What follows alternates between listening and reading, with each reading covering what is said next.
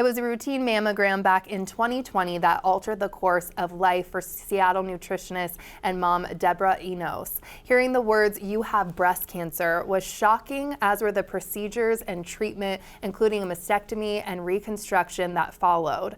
But 5 years later, and believing God had plans for her, she started the website and podcast called Why Did I Get Cancer? And you join me now. Thank you for being here. But I know we should be saying welcome back to New Day. It's been years, but you used to, come on, and you were on back with host Margaret Larson, who we love. Right, back in the day when the show first started. So it's great to be back. Beautiful set, and wonderful to meet you, Kelly. So amazing to meet you. And you've been in the health field for 30 years, I understand it. And so you know how to prevent cancer. So tell me about it when you actually got that diagnosis yourself. Yeah, so I've done my entire life, I have made sure I've taken all the steps to not get diagnosed with cancer, from eating a very plant-based diet, organic, non-GMO, you name it, to exercising, running half marathons, meditating. So when I got that phone call of, hey, you've got an abnormal mammogram, and I thought, it's gonna be fine. I get them all the time. If you have dense breasts, you're more likely to have an abnormal mammogram. So then I get the call that, we're so sorry you have cancer. And I was on the phone, I said, you know what, you got the wrong person. And I literally dropped the phone and I went for a walk. Because I was mad. I was so mad, and my husband's there, and he picks up the phone, and he's like, oh my gosh, my wife has cancer? Yes. So I was shocked. I couldn't believe it, and it just didn't fit the narrative I had for my life. Absolutely. Like when you said you do everything right. Right. And you're like, no, this is a wrong number. There's no way. Right. Did you do conventional treatment, or what did that treatment process look like? Great question. And I think when you hear the C word, and I had almost zero experience with cancer. I really didn't even have anybody in my life, and almost no family history. So when you hear the C word, you just want it out. You want it eradicated out of your body.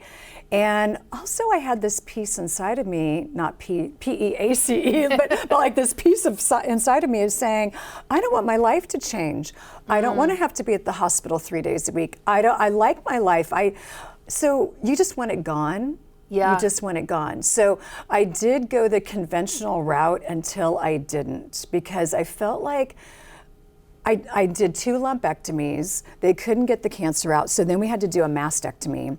But then they also wanted to put me on a lot of medication.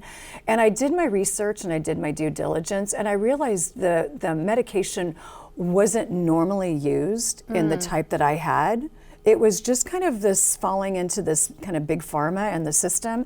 So I, at that point, engaged a naturopath oncologist. Okay. And she helped me navigate the rest of my treatment. So really being an advocate for yourself and making your own decision, I imagine, is important. It is really important. And also listening to that inner voice inside of you.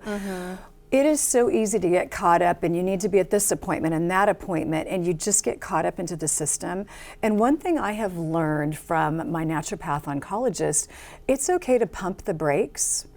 Maybe you don't pump the brakes for 6 months, but pump the brakes, get your head on straight, go for a lot of walks, talk to other people who are experts in this field, but maybe have a different focus versus just, medical, like big Western medicine, and listen to that inner voice. Gosh, so important. And when you're looking back, like you said, you feel like you did everything right. Is there anything you can think about that you might have done differently?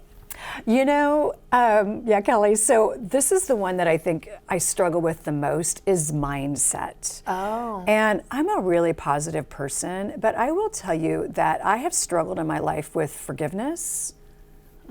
And one thing, again, I have learned through some amazing guests on my podcast is that unforgiveness has to go somewhere. Wow. I know. That's so powerful. It's so powerful. Unforgiveness has to go somewhere. And when you forgive the other person, you're not doing it for them. You're doing it for you. Right. And that's where that inner peace comes from. And when you have inner peace, you have lower levels of cortisol. Good point. You have lower levels of inflammation. All these things that can happen inside your body. When you have a positive mindset and you're grateful and you're happy, I mean, I don't force you to be happy, but there's always things we can be grateful for. Definitely. And do you feel like that's kind of what cancer has taught you then, to be a little more grateful and to forgive? I feel like that's something, we could all do it, because there are times I'm just like, okay, God, is there somebody I'm supposed to forgive today? Because maybe I want to hang on to it, but hanging on to it is not a gift to me. And I look at it this way. So when you put somebody in jail, you have to be the warden, which means you're walking around and you're marching around making sure that person stays in the jail. So it's all on you, and they don't even know they're in jail. And I want to ask how you're doing now, of course. I'm sure viewers are wondering. Yes, so I am cancer-free. I'm as cancer-free as an oncologist will ever tell you that you're cancer-free. Yay. But I will say that the mastectomy has been hard. I just had my reconstruction failed, my first reconstruction. So on February 5th, I had to get another reconstruction. And it has been challenging. So I'm still getting surgeries. I just had my 5th. Gosh. In 4 years. Wow. Okay. Yeah. Well, we're so happy to hear that you are cancer-free. Thank you. Me and too. Your podcast, I want to get to that. Why did I get cancer? Tell me about this. So when I was, I've been on the show for a long time. I've been in this field for a long time. And I thought, after I got cancer, I thought, who's going to listen to me now?